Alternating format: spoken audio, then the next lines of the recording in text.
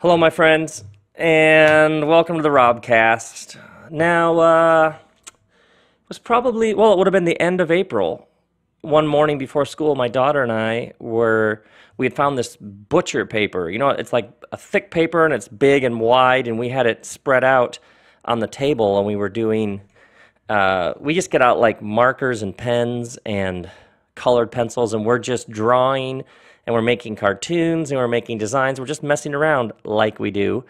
And in one corner of the butcher paper, I started writing out this ridiculous story about a guy named Don who has a goat and a guy named Ron who has a boat. Seriously, it was as ridiculous as it sounds. And then she got some breakfast, and I took her to school, and then I came home and sat back down and just kept going and wrote this kid story. I don't even know if it's a kid story. It's just ridiculous. And at one point, I was reading the first part out loud because it made me laugh really hard.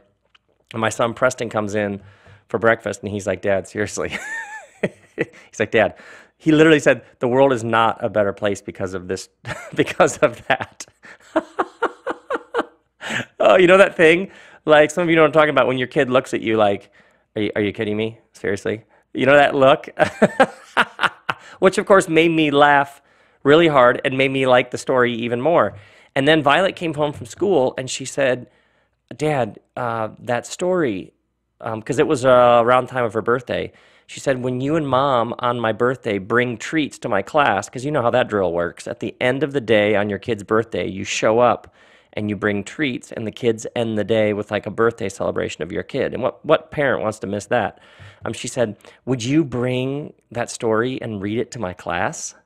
And of course, your kid wants you to come to their class and do something. Of course you do it.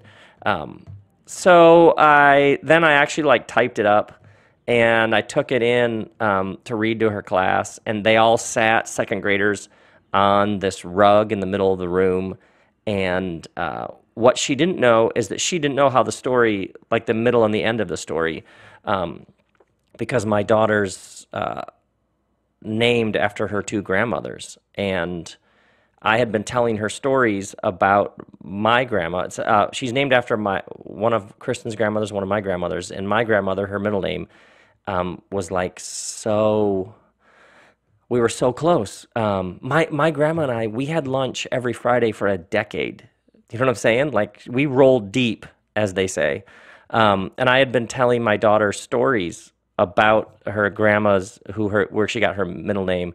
And then we found out that at school she had been signing her papers with her middle name after I'd been telling her all these stories. And what she didn't know is that a character who shows up at the end of the story is the name that my daughter has been signing on her schoolwork. So I'm reading this story to her class, and I'm watching her when this character shows up, who, you know what I mean, that moment, just watching her face at that moment. Oh, seriously, Raise Your Glass is so good. By the way, I should also say this. My daughter's teacher, second grade teacher, Miss Aochi. Shout out to Miss Aochi. Miss Aochi is one of my heroes. Miss Aochi has been teaching in the Los Angeles public schools, which are called LAUSD, for 35 years. She to me is, she is the living embodiment of the idea of humble mastery. And I'm sure you're familiar with this, but we should probably run over it for a second, because Miss Aochi is the embodiment of humble mastery. And the reason why humble mastery is so important is because for many people, their understanding of aging is informed by pop music. Because think about pop music. The pop star is what, 21, 22, 24? There's a hit single, and then the question with the follow-up album is, can they do it again, or are they going to be a one-hit wonder, correct? And so pop music, and then there are, of course, the aberrations who go on and have long careers, but generally, pop music has so deeply influenced pop culture. And the reason why this is so important is, for so many people, they get up in years, and by that I mean over 30, and they start talking about how, well, I'm too old for that, oh, I'm totally out of it. Think about the language you've heard people use about this. They're in their 50s. Oh, you know me, I'm in my 50s. I'm past all that. Think about how the arc and trajectory of pop music has affected how many people think about aging, which is pretty much in your late teens, early 20s, you're in, and then gradually you're old and uncool as you just sort of fade away. But when you look at all of the great trades, crafts, art forms, professions, it's always assumed that as you get older, you get better. You realize this, right? If you're a playwright, a sculptor, a doctor, law, healthcare, finance, would you rather have a 31-year-old heart surgeon or a 51-year-old heart surgeon? Who do you want opening up your rib cage and meddling with your ticker? You want the person with more experience, more wisdom, the person who has been through more trials, who has encountered more obstacles and overcome them. In all of the great professions, vocations, and trades, it's assumed that as you do your work over the years, you get more limber, you get more flexible, you gain all of this wisdom that you simply don't have when you're younger. And so as you're growing in your mastery, and all of the masters in any area of work, when you talk to them, the true masters, they never boast, they never brag, they never puff up their chest with how awesome. They always have this sense of humility, because the better you get at working whatever your trade, whatever your craft, whatever it is you're here to do, the more you work it, the more you learn how much more there is to learn. The more you do it and the more skills you build up, the more things become possible that weren't possible earlier. The more your imagination expands, because you realize, well, if we were able to do that, what else would we be able to do? So humble mastery is how people have understood work for thousands of years. You now have in our culture some new ideas that are basically like you're young and you're relevant, and then you're old and you sort of fade away, which is an aberration in how people have understood their work in the world. And especially those of you, you're 40, 50, 60, and you're like, well, 70, I guess I'm just done. No. And actually, if you look at a lot of great artists and you look at a lot of great technicians, it was really late in the game that they actually produced. You think of George O'Keeffe, you think of how many people, think of Clint Eastwood's movies later. It was later that they've actually gone to places they never could have done. Or you think about the blues singer, who their voice, that weathered, that vintage quality to the voice, it just took years for that voice to even develop. That voice couldn't have worked in the 20s. They had to have had that life experience. So when they sang about that, you actually believed that they knew what they were talking about. Yeah. So whenever I meet somebody who does this, like, well, I'm just sort of, all that stuff's passed me by. I don't buy it. I just don't buy it. But Miss Aochi, who listens to the RobCast, incidentally enough, much love to you. She's one of my heroes. So beautiful to watch her, and to watch her in her classroom, a true master who's been doing this for a long time, and to see how there's like this absolute control of the classroom, which feels like freedom. The kids seem totally alive and able to pursue their work, and yet it's guided, and there's this strong sense of, it's like a paradox of control and freedom happening at the same time. So I take this story and I read it for Miss Aochi's class, and it's just a blast. And all the kids, they laugh at parts I didn't think were funny. They laugh really hard at certain parts, and it's just a ridiculous story about a goat and a boat. So my son is with me, and he takes a picture of me reading the story to my daughter's class on her birthday, and I put the picture on Instagram, and I just tell about how much fun it was to be at my daughter's class, and I read this story called A Goat for a Boat about this guy named Don and this guy named Ron, and I don't think anything of it. And then all of these people contacted me, and they're like, hey, when can we hear the story? And the number of people, you would laugh so hard at how many people said, this will be a RobCast episode, right? Like, you're going to read A Goat for a Boat. And then here's what makes me laugh even harder. It's like an inside joke within an inside joke within an inside joke. As I'm out on bookstore tour, and there are people who would wait in the signing line and get up and they would just say, Ron and Don, A Goat for a Boat. Like it was secret society code language or something. Like, how does even all you know is these two dudes, a goat for a boat, in the name of the story, and there are people who somehow remembered that, and they would say it to me, which makes me laugh really, really hard. And so I was like, well, then I should probably do a RobCast episode and read this ridiculous story. Because if it makes you laugh that hard, you know, we just share the joy. That's what we do, right? We invite people to laugh with us. Oh, by the way, why? I don't know. Why this story? Why do I find myself on butcher paper writing it out longhand with a pen? Why? I don't know. No one does. You know what I mean? No one does. This is actually the problem in the modern world, is people have become so used to analyzation at a distance that it actually can cut you off from your true self. So here's an example. A couple of years ago, I met a woman who's a nurse, and she's so inspiring, but I remember her telling me, she said, I'm good at death, which is a pretty awesome sentence. Are you with me on that? She said, I'm really good at death. And she didn't say it in this sort of like, you know what I mean, like sort of cocky way. She said it like not very matter of fact. And then I asked, so of course, obviously, you know this, I asked her all sorts of questions. And she said, in the hospital where I work, when people are dying, that's when I'm at my best. And so a lot of her responsibilities are with people who are in the last days, last weeks of life. And she said, when everybody else is sort of shocked, when it's getting all the sadness that comes with death, all the release, all the complicated issues, all the family who comes, she says, I get calm, and she's like, that's just where I shine. And she's told me all these interesting stories. You know what? Sometimes I need to have her come on the podcast, and I need to interview her, because when you hear some of her stories, you would be like, yeah, that is. Oh, my word, some of them just send chills down your spine. But what's interesting, if I were to say, why, what would she say?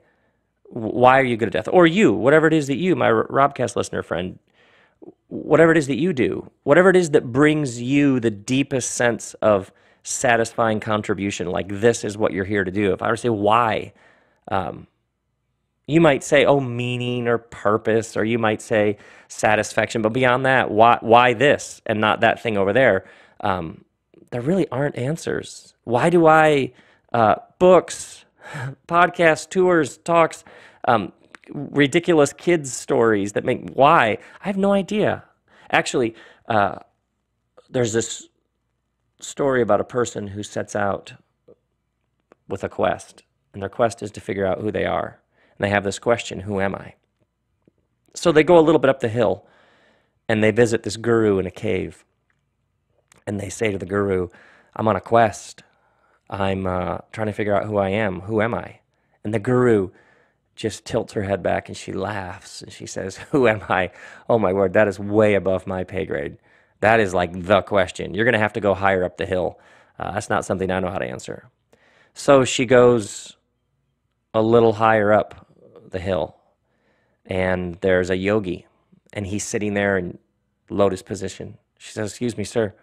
She said, I'm told you might be able to help me on my quest. And the yogi says, oh, okay, what do you need? And she says, well, I'm asking this question, and I think you might be able to help me. Well, what's the question? The question is, who am I? And the yogi starts laughing, and he says, oh man, that is the question. That's a deep one. You know, I don't have the tools for that one. But if you go higher up the hill, there's a mystic, and the mystic might be able to help you. So she goes higher up the hill. The hill's now a mountain. Takes her a day to get to the next cave. She's farther up the cave. It's more rustic. It's more wild. She shows up at this cave, and there's this teacher, this mystic in the cave. And he's sitting there, and he's got the candle burning, and she says, I'm told you might be able to help me on my journey. And he says, well, what do you need? And he says, well, I have this question. Who am I? And the mystic just howls with laughter and says, oh man, I'm not up for that. But if you go higher up the mountain, there's a sage, an old wise woman, and I'll bet you she could help you. So the woman leaves the cave, goes up even higher on the mountain, and finds this old ancient woman who's like 167 years old, living in this tiny little cave. And she says, I am so exhausted from my journey. All I'm trying to do is answer this question, who am I? And nobody has answers. They all say, go higher up the mountain, and now I'm to you, and you're my last hope because I'm out at the top of the mountain. Can you please tell me, who am I? And the sage tilts her head back and laughs and says, who am I? Who's asking? Raise your glasses. So good. Who am I? Who's asking? See, there is this true self, this essence. There is this core to your being that knows. And oftentimes what happens is we are standing at a distance, analyzing. We're asking why. But the answer to why, the better question is what, and the what is joy. And joy ultimately doesn't exist as an intellectual category that you stand at a distance from and analyze. It's something you are caught up in. Here's what I mean. You love opening Christmas and Hanukkah presents with kids. Why? Because when they open the present, they're only there in the presence of the present, opening it with their eyes big, feeling all this joy pulsating through their body. Have you ever seen like a 6-year-old kid open a Christmas present, and as they're opening the present, like, look at me here opening this present and my joy. Isn't that fascinating, the way that the surprise works on me? No, there's only one them. But now think about what happens when you get older and you're having the experience, but you're also doing what? You're standing at a distance. There's cynicism, skepticism, there's irony, there's you having the experience, and then there's you standing at a distance, letting us all know that you're not actually all caught up in the moment, that you see what it is. And come on, guys, you understand that I'm sophisticated. But actually, your moments of greatest joy are not when you're two, but they're moments when you're one. They're not moments when you are at a distance watching yourself have the experience. You are simply having the experience. So when we talk about what you're here to do, I have no idea why certain things light you up and turn you on and get you cranked up. And I don't know why certain causes give you that divine sense of anger. Somebody should do something about this, and it's you. And oftentimes, the analysis of it will leave you with even more questions, right? Because joy is participation in an unfolding larger than yourself.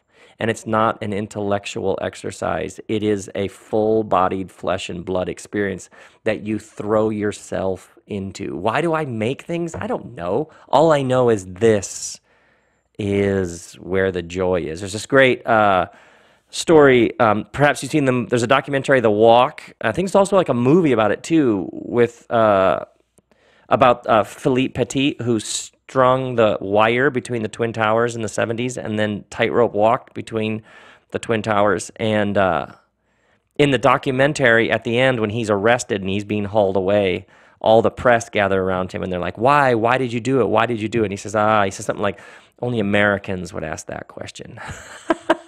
Because he's French. He's like, you just do it. You just do it because it was there to be done. You know what I mean? You just do it because it was the next thing that needed to be done. So Ron and Don and a goat and a boat. I don't know. So I decided I'm going to read you this story. And it's interesting. Today's Father's Day. Last night I was going back through the story thinking I should probably make sure there's no glaring. Well, there's lots of glaring weirdness in it. Kristen's like, oh, that's cool. Father's Day. You're going to record a podcast about something you did for your daughter. Because you do anything for your daughter. You do anything for your kid. You know what I'm talking about, right? Yeah, what is that about kids? It's almost like you have this default, what do they need? What do they need? What do they want? and you do it for them because their joy is somehow your joy. That's the great mystery. Uh, that's the great mystery of kids is when you realize your joy, hopefully in healthy ways, is caught up in their joy. Your joy is actually expanded. There's your joy. Maybe you have a partner, and now there's our joy. You have some kids. Now there's our double time is ours. We, the joy, and it expands. Now that is a mystery. So Miss Aochi asked for a copy of the story. So I printed it out, the only printed version of the story, and I took it the last day of school, just a couple days ago, and we took some gifts from Miss Aochi, and I went into the class like a couple minutes before the last bell to end the year. And the class, they take everything that last day of school off the wall, so it's all stripped down, and the whole class was sitting on the floor, and I just snuck in the back and sat down, and then Miss Aochi said, "Oh, good," and so I gave her the gifts and gave her a hug and told her how much we love her and how much we appreciate her, and then she said, "Oh, wait, this is and I gave her the printed version of Goat for a Boat, and she said, "Oh, would you read it again to the class?" Sure. If you insist, you want to end the school year with this ridiculous story. Okay, so I'm sitting in one of the kids' chairs, like these little desk chairs. The whole class gathers around me. Like I have kids, and they like when you're sitting down and they sort of lean into your shoulders, all the kids gather around this little desk, and I start reading them the story. Now, remind you, this is a story they've heard before. And those of you who have kids, this does not surprise you that kids will sit through a story they've heard before because there's something called Pixar and there's something called iPads, and you're like, how has my kid watched Toy Story 9, whatever it is, 50 times? It's amazing. But on long car trips, you're grateful for this, right? So I read them this story. They just heard, end of April, and they laugh harder. They're like not moving. These are, 7-year-olds, 8-year-olds. They're not moving a muscle, standing there. And here's why I tell you this. The bell rings. School is out for the year. Remember when you were a kid and the school bell rang? You were out of there like a rocket. The school bell rings. I still have like 2 pages to go. None of them move. They're not going anywhere till they hear the story that they've already heard before.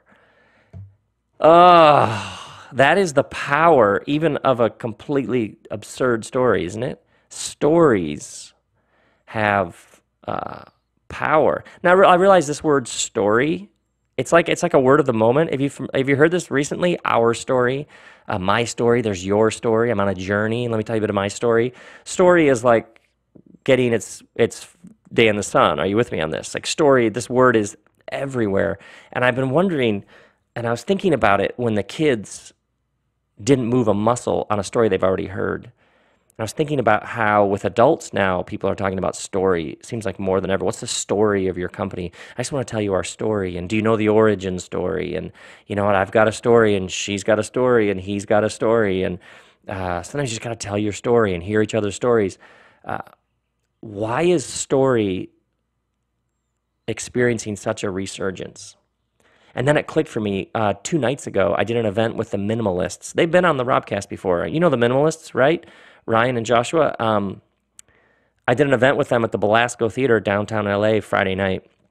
And they told sort of a brief overview of their story of becoming the Minimalists. And then we did an interview and discussion and all that. And what was interesting to me hearing their story again is they were talking about the American dream and the accumulation of stuff and how they both had houses and possessions and cars and clothes, and they were just accumulating. And then they both each independently came to these moments of realization of, I'm not happy. This is all making me miserable. It was like, oh, this is why story is having a comeback. Because a culture tells you stories about what matters, what's significant, what makes you happy, where the joy is, what you're doing here. And if you don't get really intentional about the story that you are living, you will get sucked up into the story of your tribe. That you're already in a story of the dominant story that's being told around you, and unless you take ownership of the story you're going to live, you'll end up living a story that somebody else decided. And then in the modern world, and what happened when free market, democracy, capitalism, technology, internet, American entrepreneurial engine thing, when they all collided, is the story that so many of us were raised in at some level was more, better, faster, cheaper, achieve, success, accomplish, accumulate. Sound familiar to anybody? Right. The story was more, just more achievement. Just get better grades so you can get into a better school, so you can get a better job, so you can have more respect and make more money to have more things. And it's like the minimalists, and the minimalists are wildly popular and successful. Essentially what these dudes, these beautiful dudes are doing is going, that story actually takes you somewhere and it's not that great. There's a better story.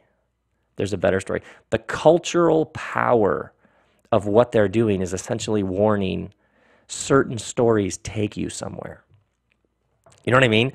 Certain stories aren't neutral. They have values embedded in them. And if you don't challenge them and maybe even leave them behind or reject them, they will take you somewhere and you might end up really miserable. Yeah. And perhaps that's why we're seeing a resurgence of stories is it's somewhere in the modern era we lost the power of story or the intentionality or the awareness of how actually everything is driven by the stories that we're living according to. You don't take a firm grasp of the story you're living. Your story ends up getting told for you. You end up living a story someone else determined. But yeah, stories are how we learn. Stories are how we get it.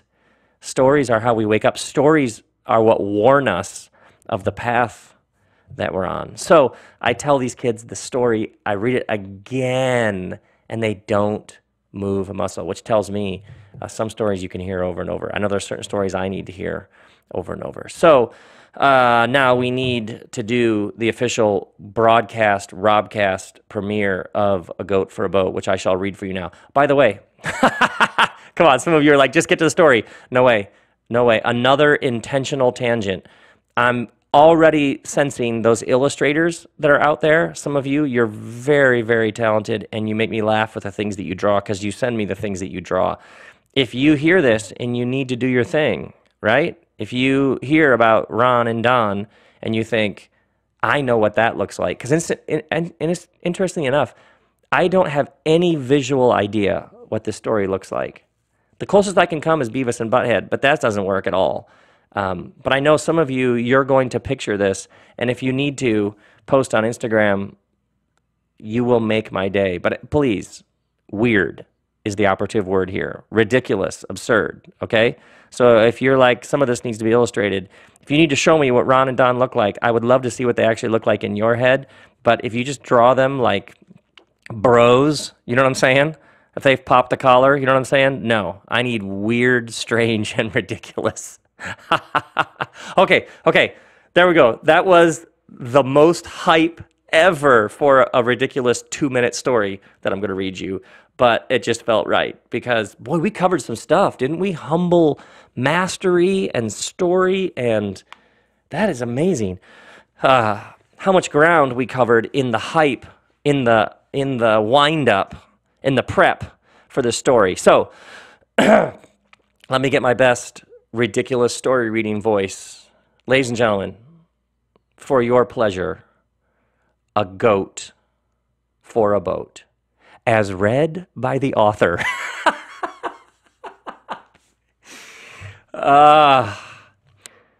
Don had a goat, and Ron had a boat. Ron used to row around in his boat and gloat and say, I'm in a boat, Don, and you're on land. I bet you can't stand it that I'm in my boat and you're stuck out of luck on land in the sand with a goat. Who wants a goat when you could have a boat? And Don would get so steamed at Ron. It seemed all Ron did was gloat in his boat, making fun of Don and his goat standing on land. Don's goat was named Randy, and his goat's last name was Dandy. So Don would stand in the sand with Randy Dandy, getting his feet all sandy. He couldn't stand the sight. He just might explode. If Ron said one more thing about how hot to trot, he thought Don was not, because he only had a goat and Ron had a boat. But then one day, Don saw Ron at yoga. Ron was wearing a toga. And as he walked to his Toyota with the air freshener shaped like Yoda, Ron said to Don, "So Don, I've been thinking, and I know I've gloated while I boated about the joy of my float, while you were stuck on land with your goat. But I've had a change of heart, and I'm ready to part with my boat. How would you feel about making a deal? I'll trade you my boat for your goat. Then I'll be on land, and you'll understand what it's like to float in a boat and see another dude with his goat standing there on land in the sand." Don was so thrilled he could not stay chilled. He tried to keep his cool and not drool like a fool who'd never been to school or knows how to use power tools. So he said, "Well, Ron, I'll have to think about that. I've got a lot going on with my Don Juan chiffon salon." whatever that is. "Well, Ron, I'll have to think about that. I've got a lot going on with my Don Juan chiffon salon. I'm not sure I could trade my goat for your boat." But really, what he said wasn't true. All he could think about was the lake and what he would take with him on a whim if he had a boat that he'd gotten from trading for a goat. So he gave up the act and he made the pact, right then and there holding his yoga mat. He got that agreement down pat. "Yes, I, Don, will trade you, Ron, my goat for your boat." So, a couple days went by, and the sun was way up high in the sky, and there was Don in his new boat, all serene in his clean watercraft with the mast at half, floating along like the king of the lake, singing to himself while eating a cake that he'd baked while he dreamed that morning of a day on the lake. He was singing to himself about how this moment takes the cake when he noticed a strange moist sensation emanating from his posterior region. Those are big words for a story like this. Let's make it more simple. Let's make it more clear. He began to feel water on the end of his rear. His buttocks was getting wet from water on the bottom of the boat, the part that's flat. You get that? His pants were starting to soak. This was no joke. He looked down in the stern, and to his consternation,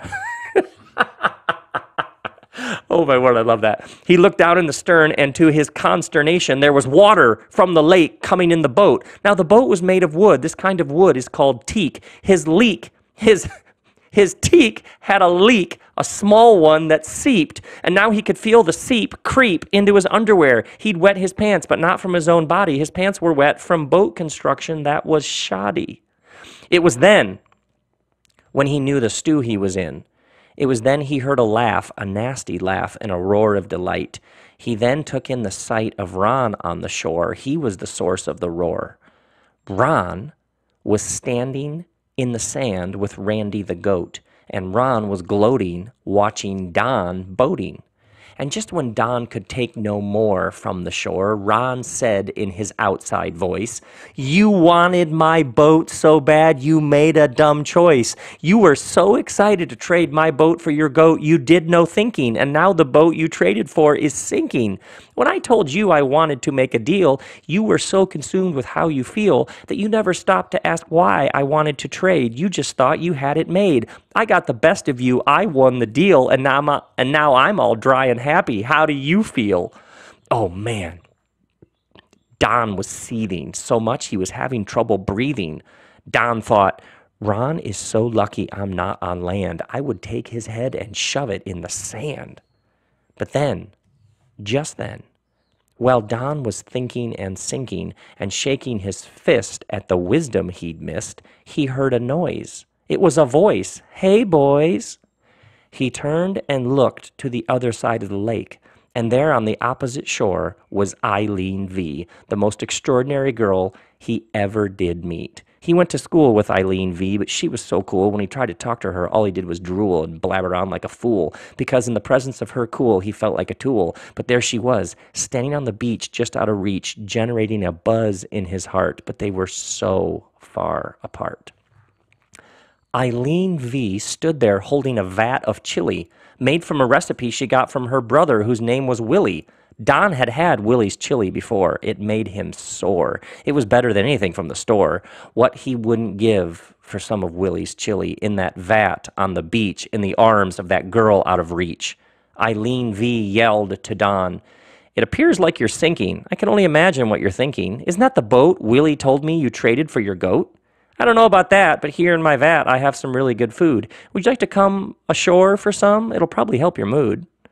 But just then Ron interrupted from across the sea. "What about me? I love me some Willie's chili. Forget about Don. He's got a leak in his teak and a veritable scare in his underwear. How about I come over there? I'm already in a good mood for your food, and you can pet my goat Randy while we get Sandy eating that from your vat." But Eileen V could smell a rat in no time flat. She knew what Ron was up to. She'd already thought it through. So she said, "Okay, Ron, I'll give you some. But first, we cut a deal under this glorious sun. I'll give you some chili that tastes better from candy, but only if you trade me for your goat named Randy. How do you feel about this possible deal?" And you know what Ron said from the other side of the lake? "That's a deal I'll take." So Ron ran around the lake while Don swam to shore, angry again that Ron had gotten more. But when he got to land, all wet and perspiring, he realized that something unexpected was transpiring. Eileen V gave Ron some chili, the kind that she made with her brother Willie. Then she traded for the goat, which she handed over to Don, saying, "Don, here is Randy. I realize he's sandy, but you don't need a boat to row with an oar. You need your goat back like things were before." Then she turned to Ron as well, because there was more she'd be saying. Both of them stood there slack-jawed and waiting. Eileen V looked them both in the eyes, those two goat and boat guys. She stared them straight through, and then she spoke. "You boys and your deals. You know why we girls have all the power? You're tossed to and fro from hour to hour. Do you realize what just happened? Can you grasp what just occurred? You wanted what you wanted, and so your vision was blurred. You get all hot and bothered. You envy and you gloat. You'll do anything just to get an old boat that doesn't float. You don't realize the strain this puts on your brain. You get all worked up in a lather when we women would rather make a plan that we can understand. The future is female. You know why that's true? Because we take our time and we think things through. Ron, I got your goat, and Don, I got yours too. And if you both don't evolve, we girls will have it all when we're through." And with that, Eileen V turned and walked away, leaving Ron and Don for once with nothing to say.